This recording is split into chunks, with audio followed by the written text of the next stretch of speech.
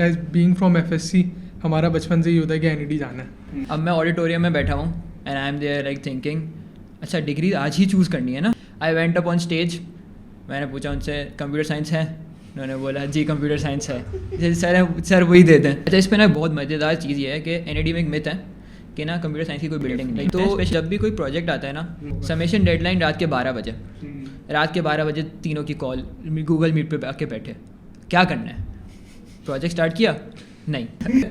हमारी यूनिवर्सिटी में मैं उस वक्त सेकेंड ईयर में आ गया था। हमारी यूनिवर्सिटी से थर्ड ईयर वालों का भी इंटरव्यू हुआ था, फाइनल ईयर वालों का भी हुआ था, लेकिन जो सबसे पहले जो सेलेक्ट हुआ था ना वो मैं हुआ था। गूगल में अराउंड 70 to 60% जो कोड है ना वो जनरेटिव एआई लिख रही है। अस्सलाम वालेकुम, welcome back to another episode of casual गुफ्तगू। This is your host Hussain Raza और आज के एपिसोड है कंप्यूटर साइंसेस के बारे में। अब कंप्यूटर साइंसेस से रिलेटेड आपने बहुत सारी वीडियोस तो देखी होंगी और इन रिसेंट ईयर सीएस एक काफ़ी ट्रेंडिंग फील्ड भी बन चुकी है, बट विद डैट मार्केट में कंपटीशन भी बहुत बढ़ गया है और इतनी कंपेटिटिव फील्ड में how can you stand out. तो इस पॉडकास्ट में हम यही डिस्कस करेंगे। ये डिस्कस करने के लिए हमारे साथ मौजूद हैं Huzaifa and she is from computer sciences department NED university. They are working as a software engineers. इस पॉडकास्ट में हम इनसे डिस्कस करेंगे कि अगर आपके पास सीएस की बिल्कुल भी नॉलेज नहीं है या बेसिक लेवल नॉलेज है तो आप सीएस की फील्ड में कौन कौन से वो करियर पाथ्स हैं जो आप फॉलो कर सकते हैं और इस फील्ड में एक्सेल कर सकते हैं। So without any further ado, let's directly jump into the podcast. Assalamualaikum. वालेकुम अस्सलाम। Huzaifah, thank you so much coming to the podcast। और मुझे सबसे पहले ये बताओ आप दोनों के आप कंप्यूटर साइंस पढ़ रहे हो एनईडी में, तो कंप्यूटर साइंस क्यों चूज करिए? अच्छा, तो कंप्यूटर साइंस चूज़ करने से पहले मैं ये बताना चाहूँगा एनईडी ही क्यों। तो basically NED as being from FSC हमारा बचपन से ही होता है कि एनईडी जाना है। अब क्यों जाना है क्या जाना है वो इतना हम नहीं सोचते, बस ये होता है एनईडी गोल है वो अचीव करना है। तो बचपन से दिमाग में यही था कि जाना तो एनईडी है, क्या करना है क्यों कैसे करना है वो उस वक्त नहीं सोचा था।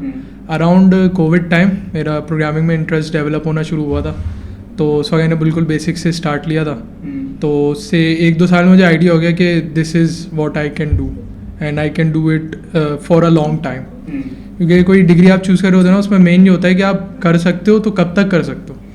ये होता है 1-2 साल में बर्न आउट हो गया, मूड नहीं हो रहा, तो चूज़ करने के बाद ना फिर ये बैक ऑफ करने का ऑप्शन नहीं होता। तो मैं बिल्कुल श्योर होना चाहता था कि हाँ this is what I can do. तो ये पता कैसे चलता है कि लाइक आप अगर कोई डिग्री के बारे में लेट्स सपोज मैं अगर इंटरमीडिएट का हूँ सही और अगर मैं किसी फील्ड के बारे में रिसर्च कर रहा हूँ तो ये पता इसका कोई ट्रिक है कि पता चल जाए कि यार मैं 1-2 साल में बर्नआउट हो जाऊंगा या फिर ये डिग्री मैं करूंगा तो हाँ ये लेके चल तो मैं सकता हूँ? इसका ये कोई डेफिनेट ट्रिक नहीं है, हर किसी के लिए अलग एक फ्रेमवर्क वर्क करता है। लेकिन एक मेरे लिए जो चीज़ काम करी थी वो यही थी कि मैं प्रोजेक्ट्स पे जैसे काम कर रहा होता था तो कोई प्रॉब्लम आ रही है, कोई हर्डल आ रहा है, तो अब जैसे मैंने किसी सीनियर से हेल्प नहीं ली, मैं उस पर 1 हफ्ते तक फंसा हुआ हूँ, लेकिन मेरे अंदर ये है कि हाँ ये चीज़ करनी है, ये सॉल्व करना ही करना है चाहे कुछ भी हो जाए। तो अगर मुझे वो प्रॉब्लम सॉल्व करते हुए एक वो वाली फीलिंग नहीं आई ना कि यार नहीं मुझसे नहीं हो सकता, मैं गिव अप कर रहा हूँ, अगर वो गिव अप नहीं किया ना मैंने, तो मैं ये समझता हूँ कि यार हाँ आगे भी अगर ऐसे कोई मसला है ना तो मैं इसको कैरी फॉरवर्ड कर लूँगा। क्योंकि मेरा इंटरेस्ट प्रॉब्लम सॉल्विंग में, बेसिक जो मेरा इंटरेस्ट है, तो कोई भी प्रॉब्लम आएगी चाहे कितने ही हर्डल्स क्यों ना हो मैं एट दी एंड उसे सॉल्व ज़रूर करूँगा। तो इस चीज़ से मैंने थोड़ा अपना ना फिगर आउट किया था कि हाँ आई कैन डू दिस। सही। और को आपका प्रोग्रामिंग की तरफ इंटरेस्ट आया, देन आपने बोला एनईडी में तो जाना है और सीएस सोचा हुआ था कि सीएस ही लेनी है। मेरा वैसे इरादा तो सीआईएस का था लेकिन कुछ चीज़ें हुई तो उसकी वजह से मैं सीएस में आ गया, लेकिन फिर वो आने के बाद पता चला कि it was the better decision. सही। और हुज़ैफा आपने पहले से सोचा हुआ था कि लाइक मुझे भी एनईडी में ही जाना है और कंप्यूटर साइंसेस ही लेनी है या फिर कुछ और पहले माइंड में था? अच्छा मेरी स्टोरी बहुत इनसे बिल्कुल मुख्तलिफ है, सही है, क्योंकि मैं हूँ एक OA लेवल्स वाला बैकग्राउंड वाला बच्चा, सही है। तो ये स्पेशली उन लोगों के लिए जो OA लेवल्स में पढ़ते हैं उसके बाद फिर they are like very scared कि पब्लिक यूनिवर्सिटी कैसी होगी क्या होगा। तो मैंने एनईडी का नाम भी नहीं सुना था, I will be very honest, मुझे पता भी नहीं था NED university of engineering technology होती है, सही है। माई प्लान्स वर समथिंग एल्स, सही है, बट इवेंचुअली A लेवल्स ख़त्म हुआ तो आई हैड दिस रियलाइजेशन कि यार ओ नो जो चीज़ करनी थी इट डिडंट वर्क आउट, अब you will have to go to Pakistan की कोई यूनिवर्सिटी। अब ये हुआ कि मेरा एक दोस्त था, सही है, वो करेंटली CIS में पढ़ता है, ही वॉज लाइक यार NED में तुमने टेस्ट दिया? मैंने बोला नहीं यार NED का तो मुझे सोचा भी नहीं था, मैंने नस के लिए अप्लाई कर दिया।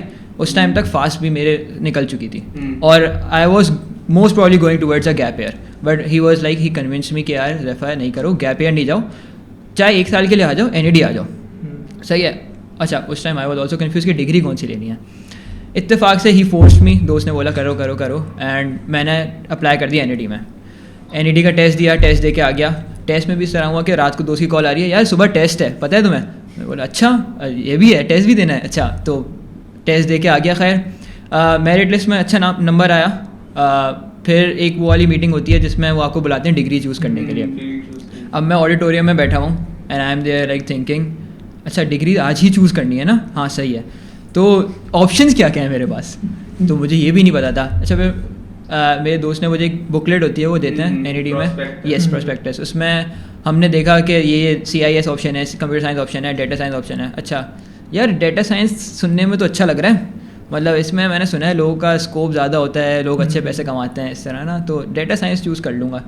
नहीं, लेकिन अगर कंप्यूटर साइंस ले ली तो वो भी सही है।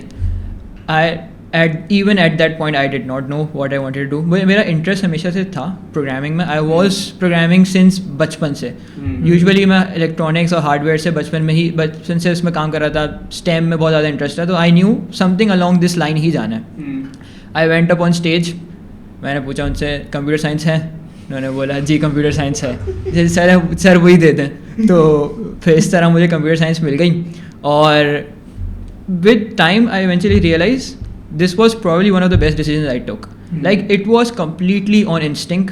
मैंने कभी नहीं सोचा था मैं NED आऊँगा, मैंने कभी नहीं सोचा था मैं कंप्यूटर साइंस पढ़ूँगा NED में, but it was completely on instinct and over the period of 1 year I realized कि how good of a decision it was because there were a lot of things that computer science at NED offered me that most probably somewhere else I would not have gotten. For example, studying at NED का सबसे अच्छी बात यह है कि you get a lot of time.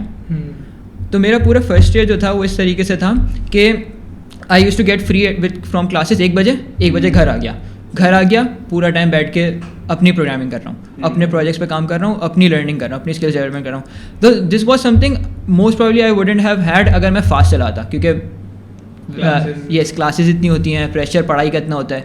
तो यहाँ पे यह है कि academics is good as well but at the same time you are it's not stressful. तो इट्स नॉट इतनी स्ट्रेसफुल कि आप किसी और चीज़ पे फोकस ना कर सको। तो that was one of the things that really help me out. सही, और लकीली आपका मेरिट नंबर भी कुछ आगे का ही होगा। यस NED में शुरू होते ही खत्म हो जाती है, लाइक पहले दिन क्लोज हो जाती है। CS हो गई और ऐसी हो गई। और अगर अच्छा अभी आप CIS की बात कर रहे हैं, जब NED में हम लोग अप्लाई कर रहे होते ना और CS से रिलेवेंट किसी फील्ड में अप्लाई कर रहे होते तो एक कंफ्यूजन ये भी आती है कि यार ये CIS और CS फिर देन BCIT, अभी BCIT अलग है, सेम ही है, इसके बारे में भी आप बताइएगा। देन फिर सॉफ्टवेयर, अभी डेटा साइंस की भी अलग फील्ड आ गई, अलग डिग्री आ गई है। देन फिर उसके बाद AI की भी आ गई। तो अगर मैं बिल्कुल अगर सिमिलर जो दिखने लाइक CIS और CS और सॉफ्टवेयर, इनमें डिफरेंस क्या है ऐसे डिग्री के अगर मैं पर्सपेक्टिव से बात करूँ? अच्छा, तो essentially there are 3 degrees that are offered at NED. One is software engineering, one is computer science, and तीसरी is computer information system engineering, CIS. सही है?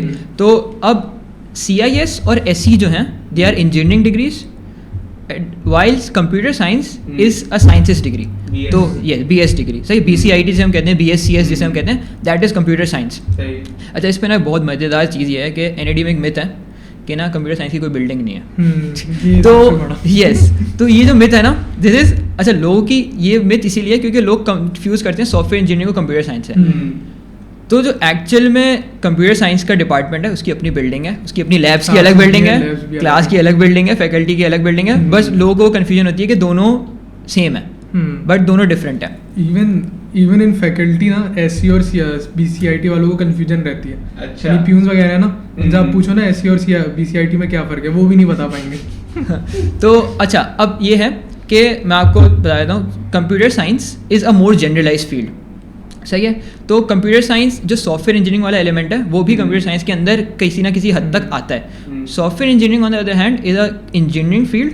वहाँ पे सॉफ्टवेयर डिज़ाइन, के ऊपर ज़्यादा फोकस होता है और उस चीज़ को इन डेप्थ में पढ़ते हैं. It's like software development is the core, while computer science is a very generalise field. उसमें और बहुत सारी चीज़ें आती हैं, जैसे कि साइबर सिक्योरिटी भी आ गई, डाटा साइंस भी आ गया, आर्टिफिशियल इंटेलिजेंस भी आ गई.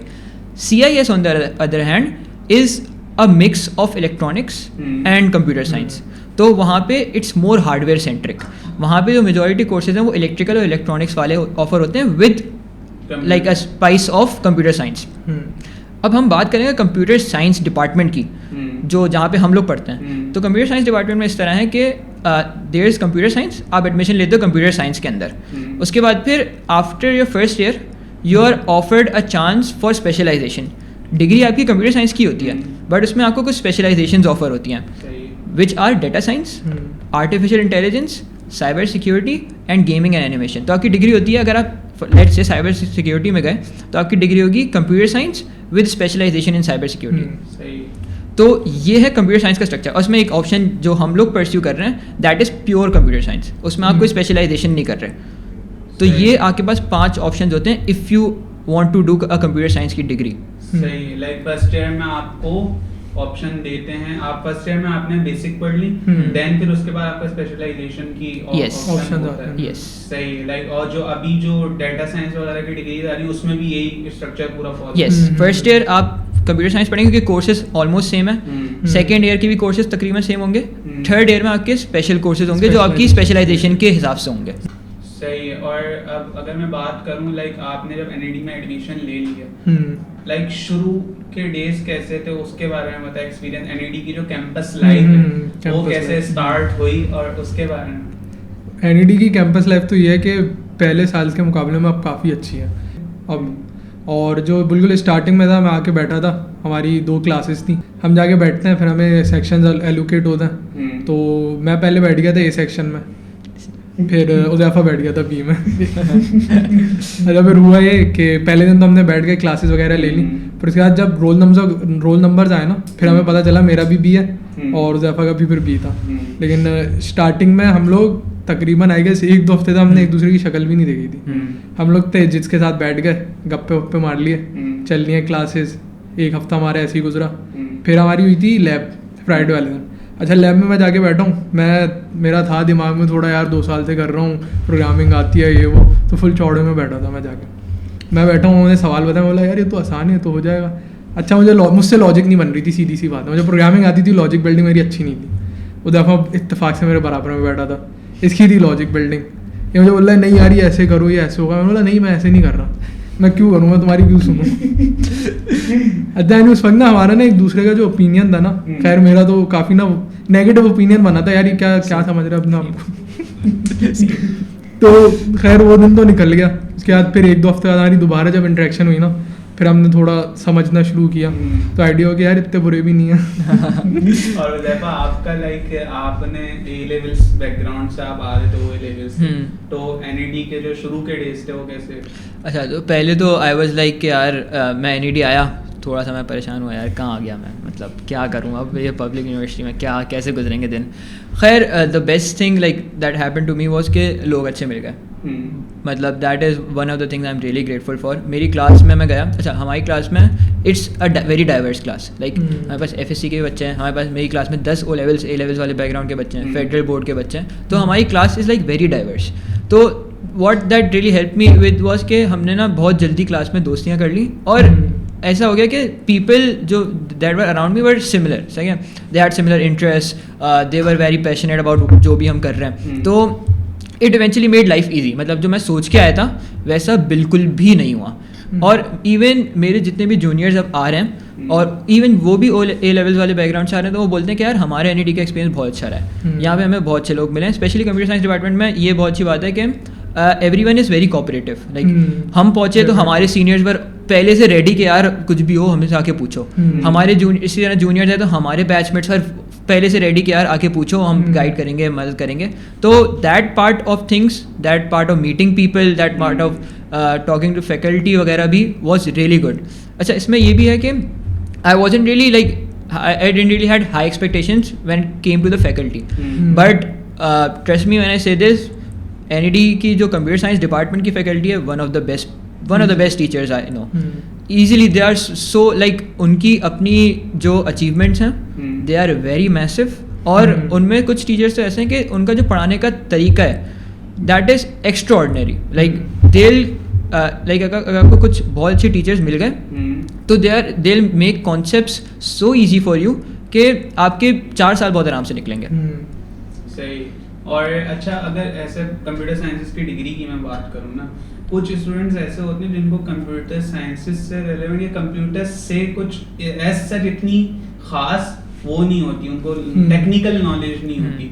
तो अगर लेट सपोज एक स्टूडेंट है और वो कंप्यूटर साइंसेस की डिग्री करना चाहता है लेकिन उसको टेक्निकल नॉलेज नहीं है, सही, उसको प्रोग्रामिंग का कुछ भी नहीं पता, तो आप क्या सजेस्ट करेंगे like before doing the degree, कौन सी एक ऐसी लैंग्वेज है या कौन सी ऐसी स्किल है जो अगर आप सीख के आते हो यूनिवर्सिटी से पहले, अपनी जो इंटरमीडिएट के बाद वाला जो फेज होता है, अगर वो कौन सी ऐसी स्किल है अगर आप सीख लेते हैं तो वो आपको हेल्प करेगी आपकी यूनिवर्सिटी लाइफ में, और आपका जो इनिशियल ईयर्स हैं उसको बूस्ट अप करेगी, आपकी जो कॉन्सेप्ट है वो क्लियर हो जाए।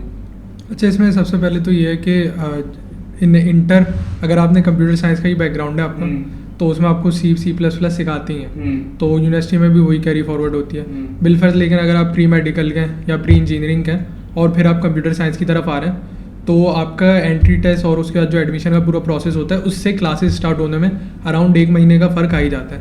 तो उस 1 महीने में मैं यही रेकमेंड करूँगा कि आप बिल्कुल बिगनिंग लेवल से सबसे पहले तो ये समझें प्रोग्रामिंग है क्या। सबसे पहले मेन यही समझना है कि कंप्यूटर्स किस तरह काम करते हैं, प्रोग्रामिंग है क्या। क्योंकि अगर आपकी बेस जो है ना, बिल्कुल जो एक बिल्डिंग ब्लॉक्स होता है वो स्ट्रॉन्ग नहीं है ना, तो जो भी आप ऊपर सीखेंगे ना वो इवेंचुअली क्रम्बल हो जाएगा। अच्छा, इसके लिए मैं एक रिसोर्स है बहुत मुझे अच्छी लगती है, CS50 बाय हार्वर्ड। उसका हार्वर्ड का कोर्स है वो, और उसका जो पहला लेक्चर है ना वही मैं कहता हूँ it's like the best introduction to computer science ever. आप अगर कंप्यूटर साइंस में बिल्कुल नए हो ना, आपको अलिफ बे भी नहीं पता कि कंप्यूटर है क्या, आप वो वीडियो देख लो, आपको पता चल जाएगा कि यार ये फील्ड मेरे लिए है या नहीं है। जिस तरीके से वो लेक्चरर डेविड मेलान जिस तरीके से पूरा लेके चलता हूँ, पूरा एक्सप्लेन करता है ना, इट्स पीक ईजिली। सही है। और computer sciences as a degree, क्योंकि जब हम स्टूडेंट्स होते हैं ना, जब इंटरमीडिएट लेवल पे होते हैं, हम कोई भी डिग्री करते हैं तो उसका स्कोप पहले देखते हैं। क्योंकि डाटा साइंसेस हो जाएगा, आपने कहा ना कि डाटा साइंसेस सुना तो अच्छा, हाँ ये अच्छा है, साइबर सिक्योरिटी सुनने में अच्छा लग रहा है, तो हाँ इसका स्कोप ज़्यादा होगा। तो एक जनरलाइज क्वेश्चन आता है कि भाई अगर कोई कंप्यूटर साइंस पढ़ेगा तो उसका स्कोप क्या होगा, अगर मैं बात करूँ लाइक किन किन जॉब सेक्टर में आप जा सकते हैं। अच्छा, कंप्यूटर साइंस के अंदर तो इट्स, क्योंकि again it's a generalise degree, तो बहुत सारी चीज़ें हैं जो स्पेशलाइजेशन है ना, ये ही एक पहला तो ऑप्शन हो गया आपका कि आप साइबर सिक्योरिटी के अंदर आ सकते हैं। अगेन साइबर सिक्योरिटी के अंदर बहुत सारे जॉब्स हैं, फिर आप डेटा साइंस में आ सकते हैं, उसके अंदर मजीद डेटा साइंटिस्ट, डेटा इंजीनियर, बहुत सारी चीज़ें हैं। इस तरह AI के अंदर AI इंजीनियर, आपका AI की मशीन लर्निंग इंजीनियर, तो ये सब भी हैं। उसके बाद गेमिंग एंड एनिमेशन की पूरी एक अलग फील्ड है। बेसिकली ये चारों फील्ड्स ही इटसेल्फ एक पूरे कैरियर पाथ्स लेकर आ रही हैं। उसके अलावा फिर वो अलग कैरियर पाथ जो हम दोनों फॉलो करते हैं, that is of a software engineer, like full stack software development, तो एक वो वाली चीज़ है। तो you have like multiple options. और you guys are working together, तो अभी जैसे बात चल रही थी कि शीश और हुज़ैफा आप लोग पहले दिन मिले लैब में बैठे, तो हाउ इम्पोर्टेंट इट इज़, पहले तो मैं ये पूछना चाहूँगा कि वो कनेक्शन कैसे डेवलप हुआ कि साथ मिलके काम करना है, और फिर इसकी इम्पोर्टेंस कितनी है लाइक माइंडेड पीपल के साथ आप बैठ के जब आपका कनेक्शन बनता है तो कैसे अपॉर्चुनिटीज आपके लिए खुल जाए। अच्छा, इसमें तो मतलब इसमें भी एक बहुत मज़ेदार स्टोरी है। सही है, हमारा ना एक यूनिवर्सिटी क्लास में ट्रियो है। सही है, तो जब भी कोई प्रोजेक्ट आता है ना, और ऐसा होता है कि जैसे 4 बंदे चाहिए, तो जब हम कोई भी चौथा बंदा बाहर से लेते हैं ना प्रोजेक्ट के ग्रुप में, तो उसके वजह से पहले वार्निंग देते हैं, देखो हमारे साथ काम कर लोगे। क्यों? क्योंकि हम लोग उसको बोलते हैं भाई देखो हम लोग काम करते हैं एक वेवलेंथ पे, और वो वेवलेंथ ये बिल्कुल एंड पे काम करना, अल्लाह वास्ते। एग्जैक्टली। और हम लोग, हमारा कंपटीशन लगा रहता है कि इस सेमेस्टर का जो प्रोजेक्ट है कितना लेट सबमिट करेंगे।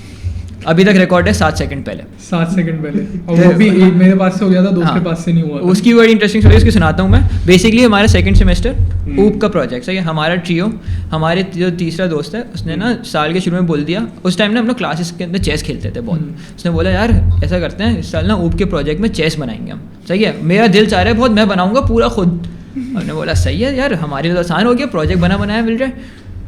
पूरा सेमेस्टर गुजर गया, हमारे दोस्त ने कोशिश करी लेकिन पूरा सेमेस्टर गुजर गया। अच्छा, एक हफ्ते पहले मैं रियलाइज हुआ नेक्स्ट वीक सबमिशन है, चलो हो जाएगा, खैर है, हो ही जाएगा, क्या ही होगा। सबमिशन डेडलाइन रात के 12 बजे, रात के 12 बजे तीनों की कॉल, गूगल मीट पे आके बैठे, क्या करना है, प्रोजेक्ट स्टार्ट किया नहीं, ऊप का प्रोजेक्ट है, डेडलाइन पास होने के बाद 12 बजे रात को हम बैठ रहे हैं कि हमें काम करना है, प्रोजेक्ट बनाना है, सबमिट करना है सुबह। अच्छा, हमारे इस तरह होता है कि ना जो आके सेमेस्टर प्रोजेक्ट्स होते हैं उनकी एक एग्जीबिशन टाइप होती है मिनी, और सुबह हमें आके प्रेजेंट करना है सबके सामने।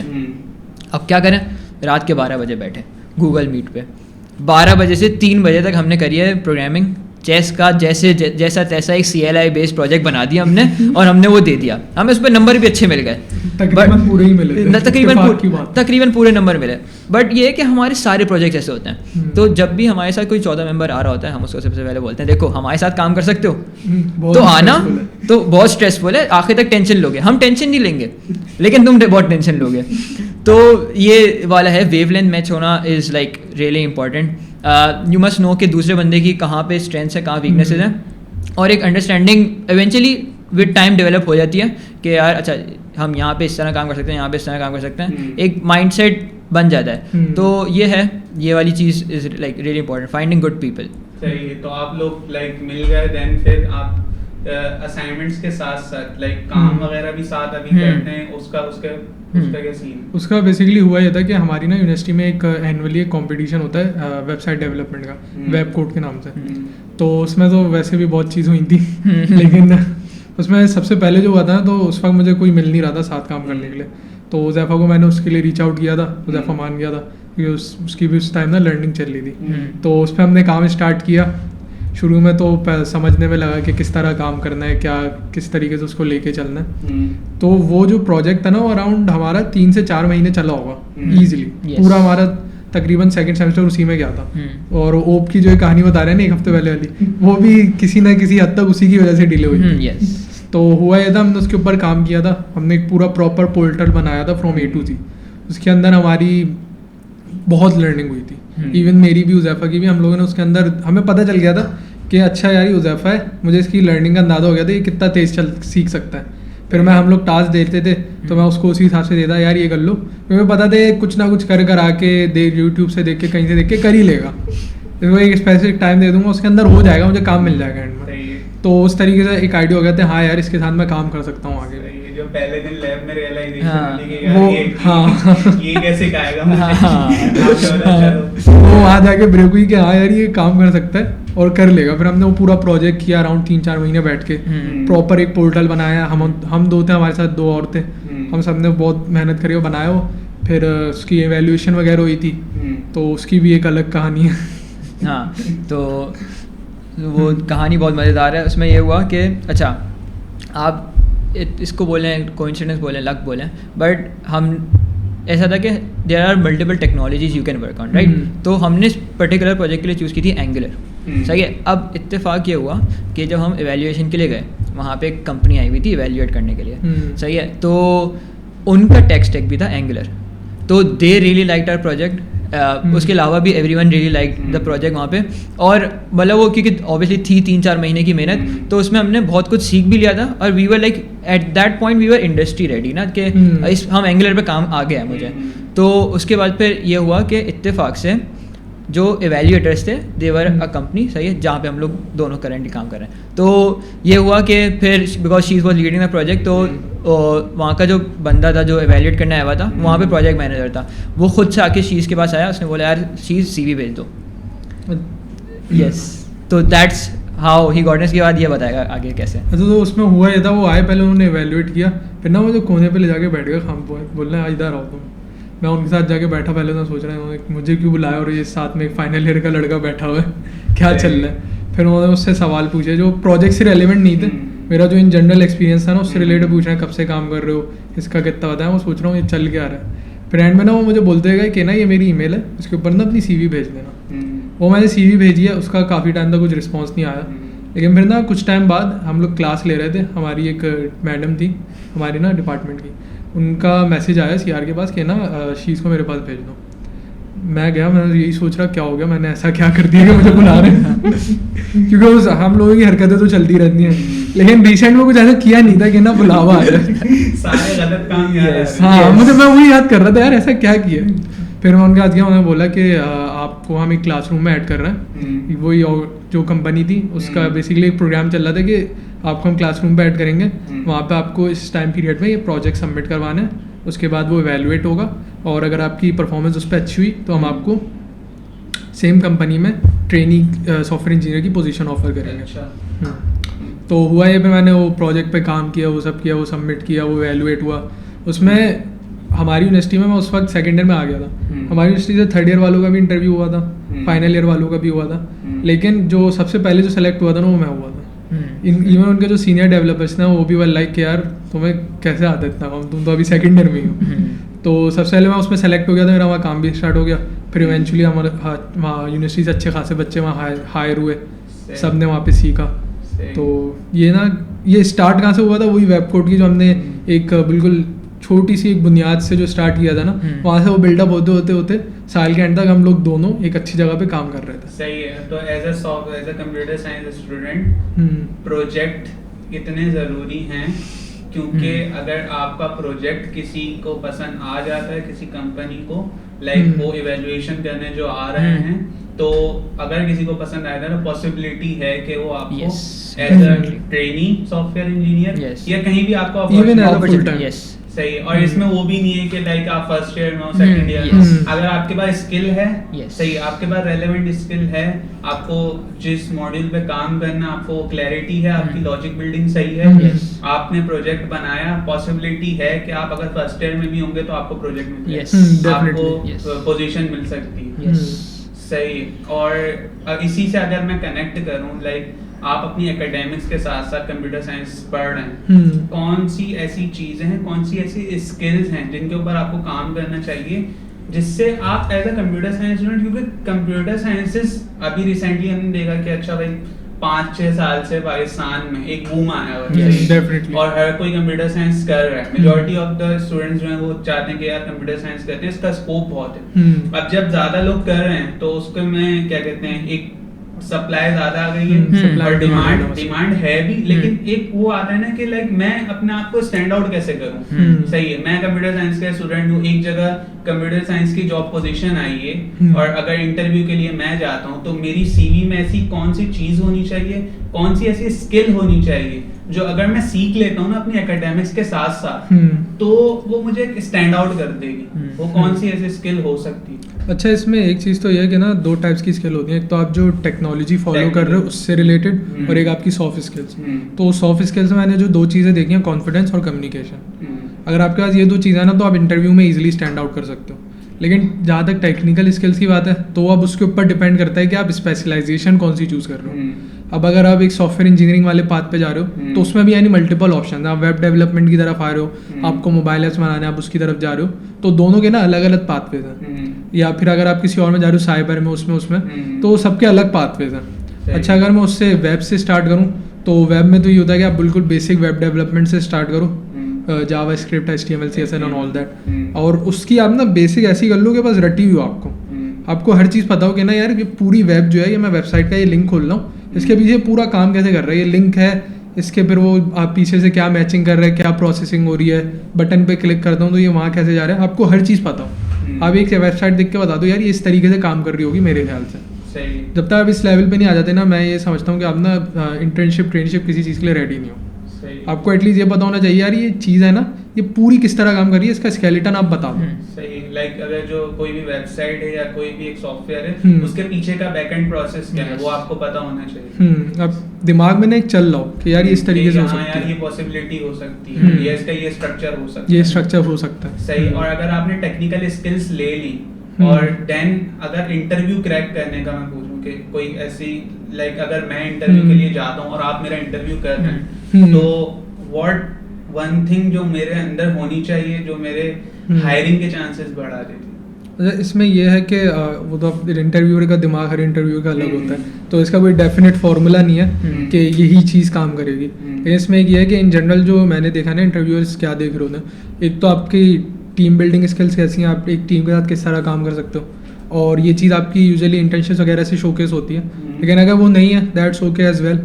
आप डिफरेंट कॉम्पिटिशन्स में जा रहे हो, उसके आप प्रोजेक्ट शोकेस करो अपनी CV पे, आप उनके बारे में बताना सीखो। अब जैसे हमने वेबकोड में स्कॉलरशिप पोर्टल बनाया, अब जैसे बिल्कुल मेरा या उज़ैफ़ा का इंटरव्यू हो रहा है, उन्होंने पूछ लिया कि ये क्या प्रोजेक्ट था, तो हमें ये आना चाहिए कि हमने उसकी पूरी ना A to Z बता सके कि इसका पर्पस क्या था, और ये जो टेक्नोलॉजी यूज़ की है क्यों यूज़ की है, कोई और क्यों नहीं यूज़ की, इसके अंदर जो फंक्शनैलिटीज या जो भी काम अंदर इसके चल रहा है वो क्यों चल रहा है। आपको ना हर चीज़ का क्यों पता होना चाहिए। और इसमें एक मेजर चीज़ होती है कि इंटरव्यूज एक्सपीरियंस जिस तरीके से वैल्यूएट करता है ना, तो ये चीज़ भी मुझे जो मेरा इनिशियल एक्सपीरियंस था उससे अंदाज़ा हुआ था कि आप जितना कंसाइज रह के बताओगे ना, सामने वाला उतना ही ना, यानी उसको पता चलेगा हाँ इसको आता है।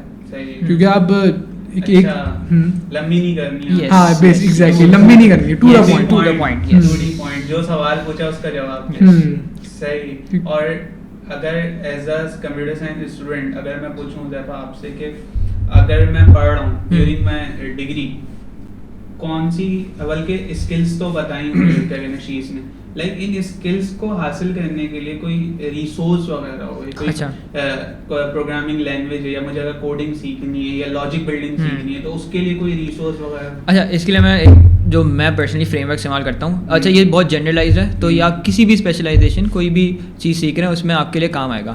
तो कंप्यूटर साइंस का जो कोर है, the core is logic building. First and foremost आपको लॉजिक बिल्डिंग आपकी अच्छी होनी चाहिए, इट्स अ मस्ट। अच्छा, इसके लिए क्या आपका जो सबसे पहला कोर्स होता है प्रोग्रामिंग फंडामेंटल्स का, that is the building block base of everything. Programming fundamental course आपने बहुत अच्छे से करना है, और वो हर यूनिवर्सिटी में बहुत अच्छे तरीके से उसके ऊपर प्रायोरिटाइज करके कराया जाता है। तो that is the first course. और उसमें आपको ये नहीं सीखना कि यार मैं लैंग्वेज सीख लूँ, यार मैं C++ सीख लूँ, यार मैं C सीख लूँ। The main idea of that course is कि यार जो मैं C++ पे करूँगा वो कैसे होगा। तो logic building is the first and foremost thing जो आपको सीखनी है।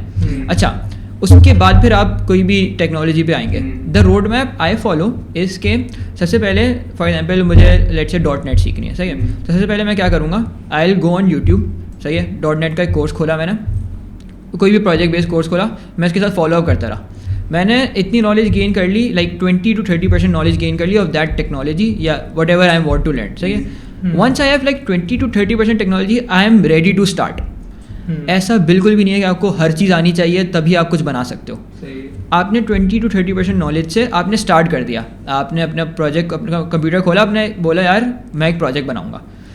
अच्छा, इसके लिए भी ना प्रोजेक्ट आइडियाज़ इंटरनेट पे बहुत सारे पड़े हुए हैं। आप गिटहब पे जाएं, गिटहब पे बहुत प्रोजेक्ट आइडियाज़ हैं। आप बकायदा सर्च कर सकते हैं यार कि फॉर एग्जांपल मुझे .NET का प्रोजेक्ट बनाना है, .NET प्रोजेक्ट आइडियाज़, आप और आगे लगा दें गिटहब, और आपको गिटहब पे इतनी सारी रिपोजिटरीज मिल जाएंगी जिनमें सिर्फ लिस्ट में प्रोजेक्ट्स, आपने उनमें से एक प्रोजेक्ट सेलेक्ट कर लिया। इस पूरी अप्रोच को कहते हैं प्रोजेक्ट बेस्ड लर्निंग। तो आपने प्रोजेक्ट सेलेक्ट कर लिया और आपने उस प्रोजेक्ट पे काम स्टार्ट कर दिया only with that 20 to 30% knowledge. अब उसमें ऑब्वियसली आप पूरा तो बना नहीं पाएंगे, you will come across a hurdle, सही है। फॉर एग्जाम्पल अब आपने .NEट पे काम स्टार्ट करा, सही है, आपने बेसिक कंट्रोलर बना लिया। अब आपको ये समझ में नहीं आ रहा यार, अच्छा इसमें ना जो मॉडल्स हैं उनको किस तरह यूज़ करना है, सही है। तो फिर आपने डिस्कवर किया, अपनी रिसर्च करी कि यार मेरा प्रोजेक्ट में मैं अटका हूँ, उसका सोल्यूशन क्या है। स्टैक ओवरफ्लो यूज़ करा आपने, गूगल यूज़ करा, इवन ChatGPT यूज़ करा। आपको वो बताता है कि यार अच्छा एंटिटी फ्रेमवर्क है, उससे ना मॉडल्स को एक बेसिकली ORM है जिससे आप मॉडल्स को डेटाबेस में कन्वर्ट कर सकते हो। ओह अच्छा, ये चीज़ भी है। आपने एंटिटी फ्रेमवर्क के बारे में सीखा, फिर आपने उसको उसी प्रोजेक्ट में इम्प्लीमेंट करा। फिर आप थोड़ा सा और आगे बढ़े, आपने देखा यार अच्छा एंड पॉइंट्स बनाने हैं, एंड पॉइंट्स किस तरह बनेंगे। आपने फटाफट गूगल पे सर्च करा एंड पॉइंट किस तरह बनेंगे, आपको डॉक्यूमेंटेशन मिल गई। अच्छा, बहुत सारे लोग ये गलती करते हैं कि वो सिर्फ और सिर्फ यूट्यूब वीडियोज़ पर रिलाई करते हैं। अगर if you like computer science के अंदर documentation is a key player, like it has a major role. तो do not limit yourself just to YouTube videos. Also focus on documentations and make a habit of reading those documentations. क्योंकि हर सवाल का जवाब आपको YouTube video में नहीं मिलेगा, और डॉक्यूमेंटेशन में आपको ज़्यादा जल्दी भी मिल जाएगा, क्योंकि हर कंपनी अपने टेक्नोलॉजीज़ पे, अपने प्रोजेक्ट्स पे, अपने फ्रेमवर्क्स पे बहुत डिटेल डॉक्यूमेंटेशन बनाती है, बहुत ज़्यादा। And that is the reason कि आप एक गूगल सर्च करें, आपको वो प्रॉब्लम जो भी आपका स्पेसिफिक प्रॉब्लम का सोल्यूशन मिल जाए। तो this is my approach, project based learning. और इवेंचुअली जैसे जैसे आपका प्रोजेक्ट कंप्लीट होगा you will come at a stage जहाँ पे आपकी 70 to 80% नॉलेज उस टेक्नोलॉजी की आप हासिल कर लोगे बहुत आराम से. दैट इज़ वॉट हैपेंड जब हमने वेब कोड पे काम करा था. And once you like have 2 to 3 projects ready, I think that is the point you have a portfolio that you can present. आपके 2-3 मेजर प्रोजेक्ट्स बन गए, आपने 3-4 महीने लगाए और आपके पास एक पोर्टफोलियो, एक मिनी पोर्टफोलियो भी बन गया. तो this is the learning approach I follow. इसमें लर्निंग भी हो रही है, आपको करियर के लिए स्टार्टिंग पुश भी मिल रहा है in form of a portfolio और eventually you are getting used to it as well. और आप रियल लाइफ प्रॉब्लम्स भी देख रहे हो जो आपको उस टेक्नोलॉजी पे काम करते हुए मिल सकती हैं. तो you make a habit of solving them as well.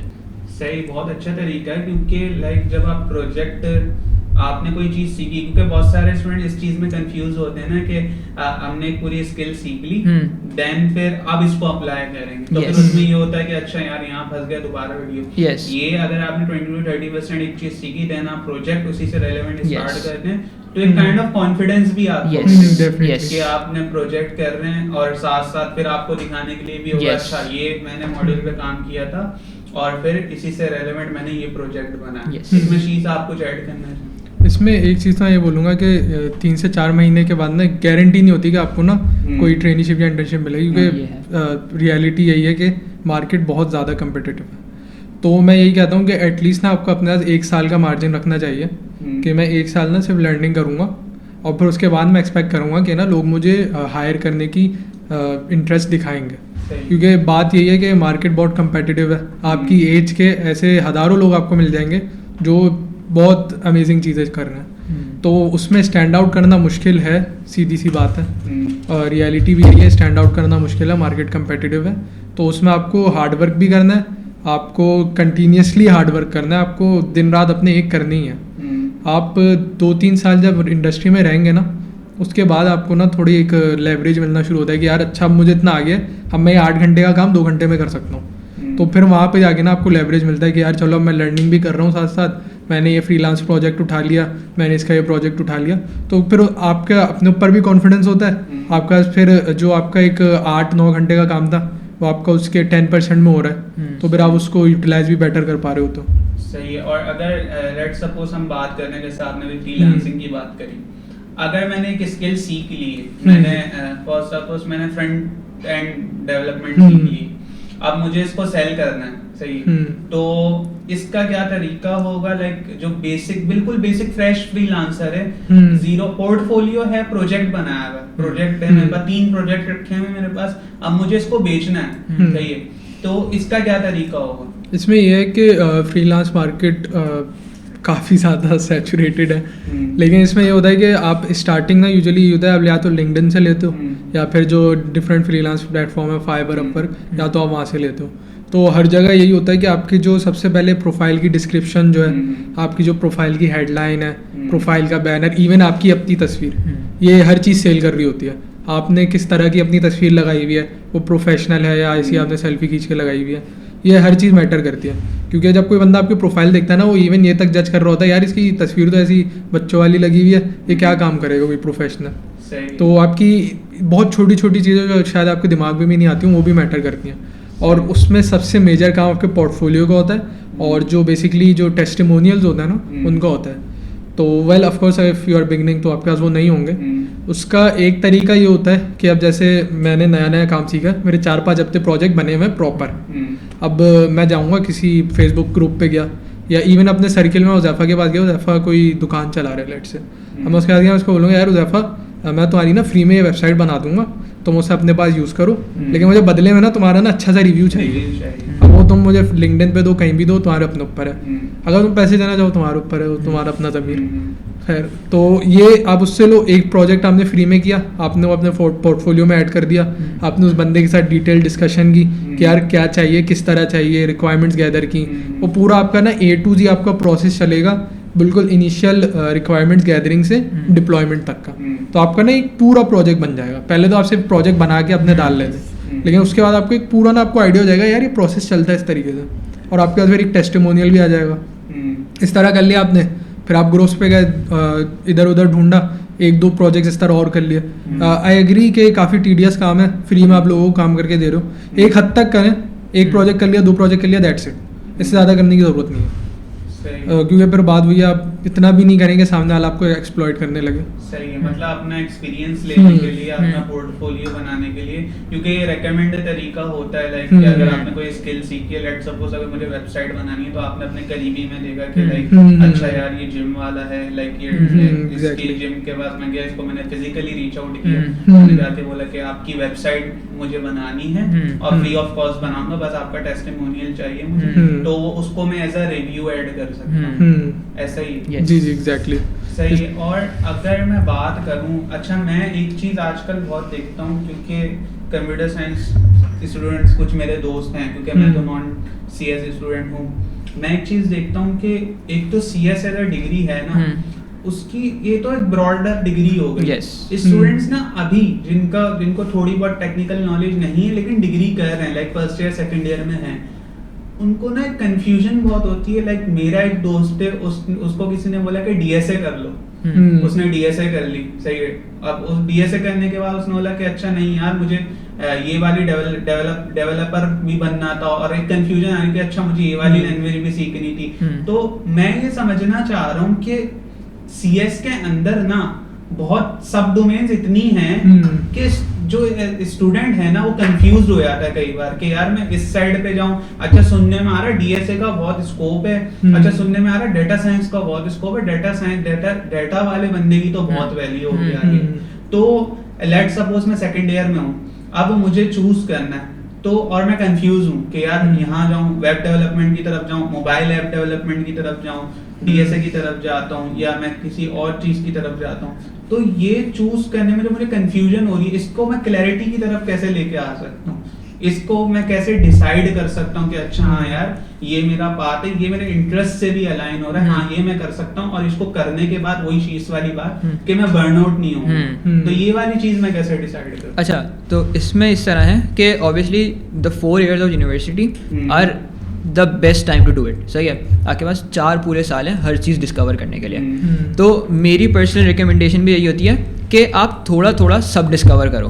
Like आपने डेटा साइंस की थोड़ी सी बेसिक्स, क्योंकि आपको विद इन यूनिवर्सिटी तो पढ़ाएंगे बट आप खुद से भी हर फील्ड को थोड़ा थोड़ा डिस्कवर करो कि यार अच्छा इसमें ये होता है, इसमें ये होता है, इसमें ये होता है। अगर आप इसमें ये भी कर सकते हैं कि आप अपने सीनियर्स को रीच आउट करें। आप इवन टेक के अंदर स्पेशली IT फील्ड में, IT लैंडस्केप में करंट बहुत इवेंट्स होते हैं, बहुत हैकाथॉन्स होते हैं, बहुत सारे इवेंट्स होते रहते हैं, हर हफ्ते कोई ना कोई इवेंट हो रहा होता है। तो आप उधर ज़रूर अटेंड करें, you will get to know something हर फील्ड के बारे में, and once you like know little bit everything, तो फिर आप it would be easier for you to decide कि यार मुझे क्या चीज़ करने में मज़ा आ रहा है।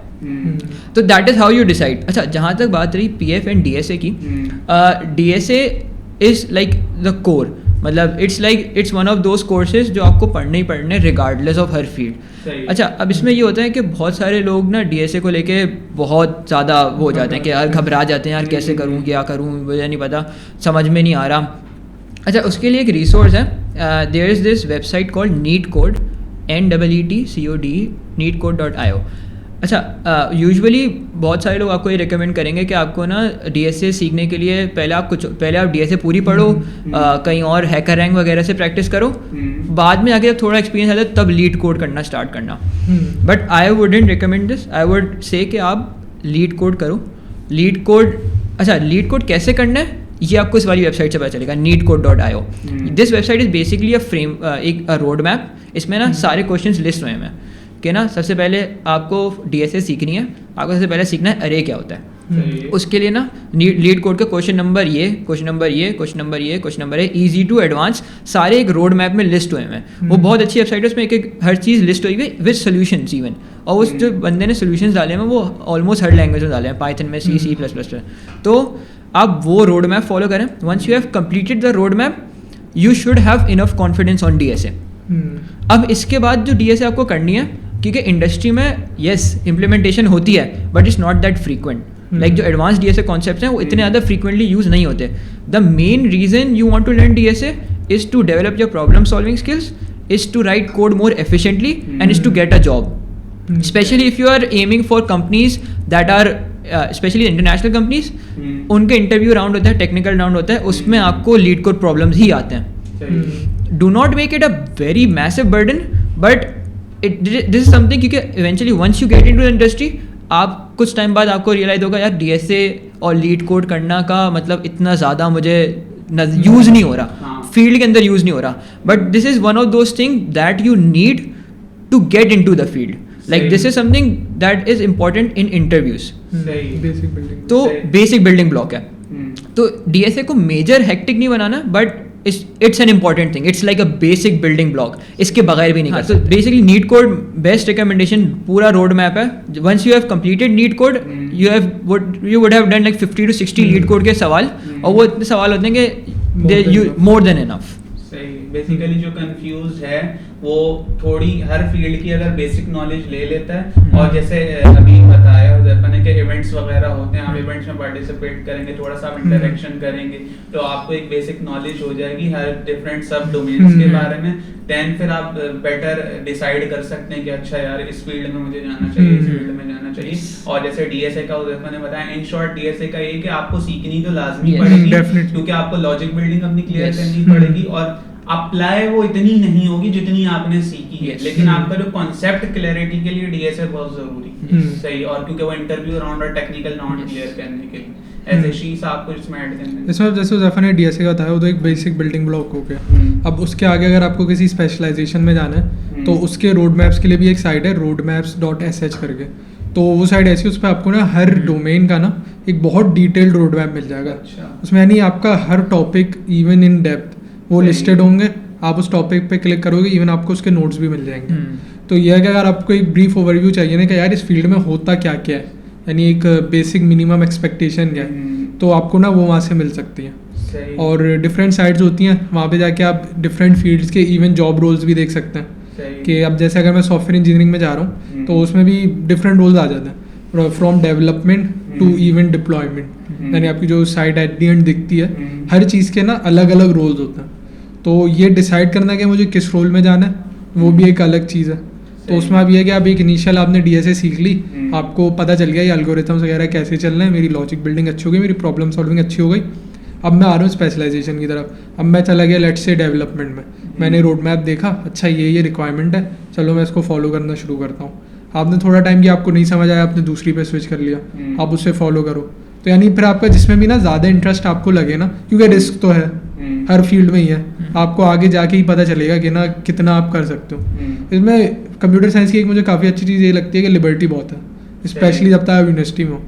अभी जैसे हम लोग डेवलपमेंट में घुसे हैं, हमारा जैसे इरादा हुआ नहीं यार साइबर में जाना है, तो हम यूनिवर्सिटी के बाद साइबर में चले जाएंगे, 1-2 सर्टिफिकेशंस कर ली मेजर, साइबर की हमारी एंट्री लेवल पोजीशंस हमारे लिए ओपन हो जाएंगी. समहाउ कनेक्टेड हैं, और आपके रिस्ट्रिक्ट नहीं है कि अगर आप डेवलपमेंट की साइड पे चले गए तो डेवलपमेंट के ही होके रह जाएंगे. Exactly. आप स्विच कर सकते हैं किसी भी वक्त. लेट्स सपोज आपने देखा कि भाई AI का वो मारा है, अब AI से रेलेवेंट आपने 2-4 सर्टिफिकेशंस करी, बेसिक जो है वो सबकी सेम है, बेसिक कनेक्टेड है, तो आपने बोला अच्छा हाँ AI की तरफ ये मूव कर सकते हैं. तो AI की बात चल रही है राइट नाउ. AI का बूम है, आर्टिफिशियल इंटेलिजेंस है. हम लोग सुनने में ये भी मिलता है कि अब ChatGPT कोड लिख लेगा, वो तो लिख लेगा. का टाइम गया, सॉफ्टवेयर इंजीनियर अब बैठ जाएं. तो what is your take on this? Like AI को आप बेटर यूटिलाइज कैसे कर सकते हैं अपने काम में, अपने प्रोजेक्ट बनाने में, और इसने कैसे हेल्प करी है CH स्टूडेंट्स के लिए? इसमें AI का ये है कि इवेंचुअली AI लिख रही होगी, पूरा कोड अभी भी लिख रही है. अभी भी अगर आप लिंक्डइन पे जाएं, कहीं जाएं, आपको ऐसे लोग मिल जाएंगे जो A to Z पूरे प्रॉपर प्रोजेक्ट्स बना रहे हैं विद नो कोड टूल्स. अच्छा. यानी एक है बैकएंड के लिए कर्सर यूज होता है. अच्छा. कर्सर AI आप वो यूज करो, आपको पूरा बैकएंड लिख के दे देगी. आप फ्रंट एंड के लिए आपके पास बहुत साइड्स हैं, पूरा आपको फ्रंट एंड बना के दे देगी. तो कुछ एरर वगैरह देगी या देते हैं, एरर होता है, उसको आपको एडिट करना पड़ेगा. आपको एडिट करना है, या आप वही एरर AI से सॉल्व करवा लो. अच्छा. लेकिन अब उसमें मेन जो गेम आ जाता है ना, वो ये आ जाता है कि आपको AI से काम कैसे करवाना है. सही. AI को क्योंकि ना एक स्पेसिफिक यानी वे तरीके से ना प्रॉम्प्ट्स देने होते हैं, तभी वो समझती है कि ना करना क्या है. आप उसे एक नॉर्मल जबान में बोलोगे ना, मुझे बोल दूंगा यार ये बटन बना दो, तो वो वैसे ही बना देगा जैसा मैं चाह रहा हूँ. AI को बोलूंगा, AI अजीब सा कुछ बना के देगी, फिर मैं उसे बार बोलूंगा नहीं ये ऐसे करो, ये चीज़ ऐसे होनी चाहिए. तो उसके लिए आपको एक माइन्यूट डिटेल तक पता होनी चाहिए कि यार ये चीज़ पूरी चल कैसे रही है, उसके हर एक वर्किंग पार्ट का आइडिया हो. तब जाके ना आप AI से एफिशिएंटली प्रॉम्प्टिंग करवा सकते हो। इवन अगर आपने लेट्स से नहीं आपको इतनी इन डेप्थ डिटेल आपने एक बना लिया टूल, तो वो in the long run there are chances कि ना वो इवेंचुअली फेल हो जाएगा या उसमें कोई एरर आ जाएगा। बाद दफ़ा नहीं भी आते हैं लेकिन चांसेस होते हैं। AI का यही है कि eventually yes AI Aahista Aahista और पावरफुल होगी, कोडिंग शायद हमारे हाथों से निकल जाए, लेकिन जो क्वालिटी एश्योरेंस और एक कोड का बेसिकली जो पार्ट होता है ना कि कोड रिव्यूज़, वो इंजीनियर्स नहीं करना। मैं ये मानता हूँ कि AI आपको उसी वक्त रिप्लेस करेगी अगर आप इतने कम्पेटेंट नहीं हैं। अगर आपको नहीं आता ना तो AI आपको रिप्लेस कर लेगी। अच्छा, इसमें अभी रिसेंटली मैंने एक आर्टिकल पढ़ा था, गूगल में अराउंड 70 to 60% जो कोड है ना वो जनरेटिव AI लिख रही है, उनकी जितनी भी अभी नई कोड बेस है ना। लेकिन उसमें आगे उस बंदे ने ये भी लिखा था जनरेटिव AI लिख रही है लेकिन रिव्यू हमारे सॉफ्टवेयर इंजीनियर्स ही करते हैं उसको।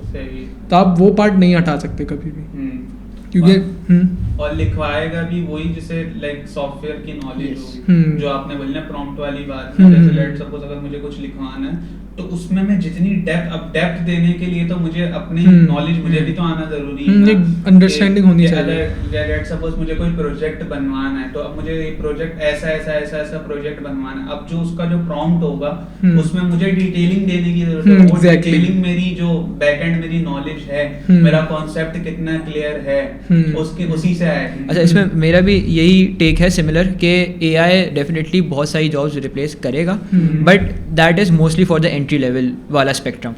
और AI के आने से अब आपकी जो रिक्वायरमेंट थी like to get into this field, it's much more tough now.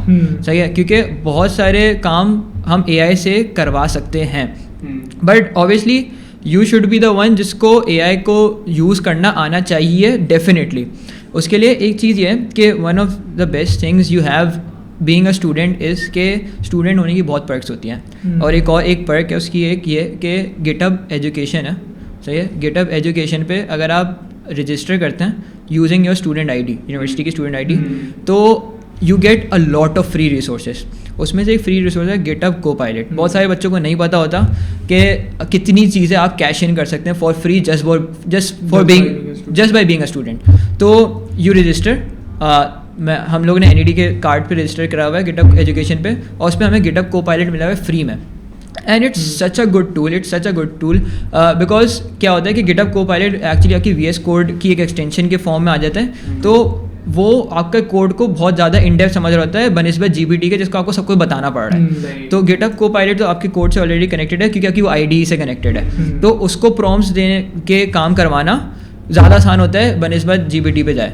Even though GPT की quality is much better, especially 4.0 की quality is much better when it comes to code, but जो वाला एलिमेंट है कि ना knowing कि आपकी ID में क्या हो रहा है, आप exactly knowing the context of what you are doing, this is an amazing resource। और उसके अलावा भी बहुत सारी इसमें बहुत सारी टेक्नोलॉजीज़ के फ्री क्रेडिट्स हैं और you can always cash in on it. सही, तो GitHub student, yes GitHub student pack कहते हैं इसे। सही, और आप अपने स्टूडेंट कार्ड पे इसको यस सही। और अगर मैं बात करूं इवेंट्स की, अभी हम बात कर रहे थे, तो टेक रेलेवेंट इवेंट्स, अगर मैं NED के उससे बात करूं तो NED में टेक रेलेवेंट इवेंट्स वगैरह होते हैं और इसकी भी कोई सोसाइटीज़ वगैरह एग्जिस्ट करती हैं, लाइक टेक्निकल सोसाइटीज़। यस, अच्छा, तो वैसे तो बहुत सारी NED के अंदर बहुत सारी सोसाइटीज़ हैं, हर डिपार्टमेंट की अपनी है, बट हमारे डिपार्टमेंट है कंप्यूटर साइंस। कंप्यूटर साइंस में एक और जो मुझे चीज़ बहुत अच्छी लगती है वो ये है कि जो फैकल्टी है उनको इस बात की रियलाइजेशन है कि सिर्फ क्लासरूम में बैठ के पढ़ाई नहीं होती,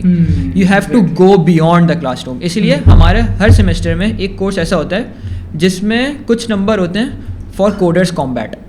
तो हमारा एक कम्पिटिटिव टूर्नामेंट होता है जिसमें सबको लेना कंपलसरी होता है from first year to fourth year. उसके 2 राउंड्स होते हैं और वो बेसिकली होता है कम्पिटिटिव प्रोग्रामिंग का राउंड। सही है, तो उसमें ये होता है कि वो एक ऐसा कंपटीशन होता है जिसमें सब पार्टिसिपेट करते हैं and you get to learn a lot, especially competitive field में कि कम्पिटिटिव प्रोग्रामिंग कैसे होती है और वो सब कैसे करता है। और ये सब कराता है एक क्लब है कोडर्स क्लब, तो वो ये ओवरसी करता है। इसके अलावा कंप्यूटर साइंस के अंदर और भी क्लब्स हैं, they are total 7 clubs. One is the tech fest, जिसका एक आइकॉनिक इवेंट होता है टेक फेस्ट के नाम से, हर साल में एक दफ़ा होता है टेक फेस्ट। उसके अलावा देर आर 6 मोर क्लब्स, एक क्वांटम्स का है, क्यूबिट क्रूज, एक AI का है, इसी तरह एक साइबर सिक्योरिटी का है, एक गेमिंग एंड एनिमेशन का, और एक डेटा साइंस का है। तो ये क्लब्स हैं, ये हर स्पेशलाइजेशन पे बियॉन्ड द क्लासरूम सेशंस रखते हैं, बियॉन्ड द क्लासरूम कॉम्पिटिशन्स रखते हैं, जैसे साइबर सेंट्स वाले CTFs रखते हैं, कोडर्स क्लब वाले कॉम्पिटिटिव कॉम्पिटिशन्स रखते हैं, AI वाले AI से रिलेटेड, डेटा साइंस वाले डेटा से रिलेटेड। तो ये कॉम्पिटिशन्स, अच्छा ये कंप्यूटर साइंस डिपार्टमेंट के अंदर ही होते हैं, फैकल्टी इसको ओवरसी करती है और स्टूडेंट्स भी इसमें इन्वॉल्व होते हैं। तो this is something that I really like about this department कि ये competitiveness भी प्रमोट कर रहे हैं, at the same time they are providing you with opportunities beyond the classroom. और उसके अलावा beyond the classroom computer science department के अंदर सेशंस बहुत होते हैं, वर्कशॉप्स बहुत होती हैं, हर हफ्ते हर 2 हफ्ते बाद कोई स्पीकर आ रहा होता है, सेशन करा रहा होता है। तो ये वाली जो फेयर है, ये पूरी सारी सोसाइटीज़ का जो क्लब्स हैं वो that is something I would recommend all students के ज्वाइन करें।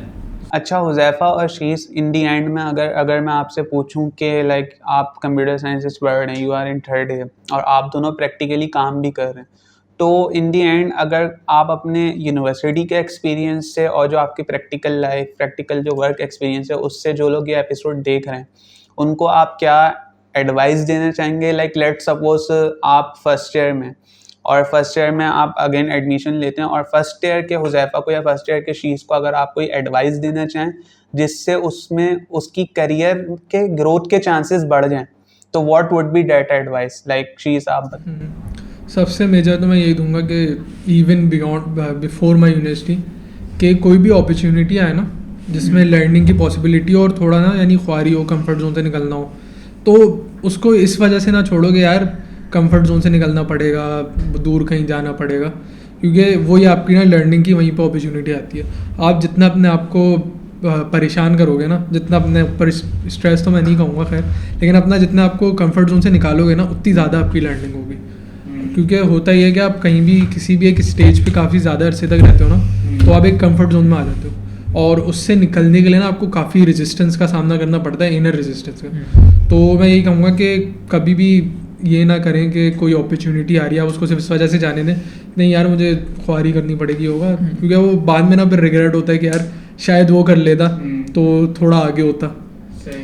ये भी है कि इवेंचुअली थिंग्स डू वर्कआउट। आप अगर मेहनत कर रहे हो, मेहनत मैं कहता हूँ मेन चीज़ है, अगर आप मेहनत कर रहे हो ना तो अल्लाह आपको कभी मायूस नहीं करेगा। आप eventually you will reach a point where you will be satisfied with yourself. बीच में बहुत स्टेजेस आएंगे where you will be down, यार नहीं हो रहा, ये फील्ड मेरे लिए थी ही नहीं, क्यों ले ली, गलती हो गई, लेकिन इवेंचुअली आप एक स्टेज पे आ जाओगे, यू विल बी लाइक यार सही फैसला था, अल्लाह ने जो करवाया सही करवाया, और चीज़ें हो ही गई, फिगर आउट हो ही जाती हैं इवेंचुअली। सही है। हुज़ैफ़ा अब आप बताएं। अच्छा, मैं इसमें बोलूँगा कि जो एक चीज़ मैं फर्स्ट ईयर हुज़ैफ़ा को बताता ज़रूर इज़ शो योर वर्क। इसके ऊपर एक किताब भी है शो योर वर्क के नाम से, बहुत बेहतरीन बुक है। Like everything you are doing let the people know कि यू आर डूइंग, बिकॉज कभी कभी ये रेजिस्टेंस आती है, यार लोग समझेंगे कि मैं बिला वजह फ्लेक्स मार रहा हूँ, मैं बहुत ये कर रहा हूँ कि यार मुझे आता है, ये आता है, but you have to let the people know in order for you to like get something. Like अगर किसी को पता ही नहीं होगा कि आप कंप्यूटर साइंस परस्यू कर रहे हो या आपको डेवलपमेंट आती है, अगर उसके पास कोई पोटेंशियल क्लाइंट है, उसके पास कोई पोटेंशियल अपॉर्चुनिटी है, तो वो आपको अपॉर्चुनिटी कैसे शेयर करेगा जब तक उसको पता ही नहीं होगा कि आपको कोई चीज़ आती है। तो लाइक स्टार्ट में I was really against like posting on LinkedIn, मुझे बहुत अजीब सा लगता था and everything, but eventually I have realise कि यार this is something you have to do, because अगर किसी को पता ही नहीं है कोई चीज़ आपको आती है, वो आपको उस अपॉर्चुनिटी के लिए कैसे रीच आउट करेगा। और जैसे फॉर एग्जाम्पल मुझे पता था, मुझे लाइक मैंने शीश को पता था कि मुझे आता है काम, सही है, तो इसने बहुत सारी जगहों पे लाइक रेफरल्स करे हैं मेरे लिए, और that's how I got in the company, right.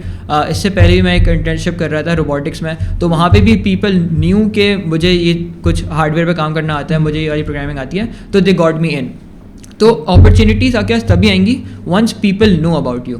तो उसके लिए LinkedIn is a really good tool, use that. LinkedIn नहीं भी यूज़ कर रहे, I know a lot of people जो सिर्फ इंस्टाग्राम के थ्रू भी अपना कंटेंट पोस्ट करते हैं टेक रिलेटेड ही, और उससे भी they get clients and they get opportunities, they get a lot of other opportunities as well. तो letting the people know is really important. तो शो योर वर्क एक बहुत बेहतरीन किताब है, I recommend everyone to read that. सही है guys, thank you so much for coming to the podcast, और इट वाज इंसाइटफुल कॉन्वर्सेशन, बहुत मज़ा आया आपसे बात करके। Thank you for having us. ये थी आज की कैजुअल गुफ्तगू। If you like this episode stay tuned for more.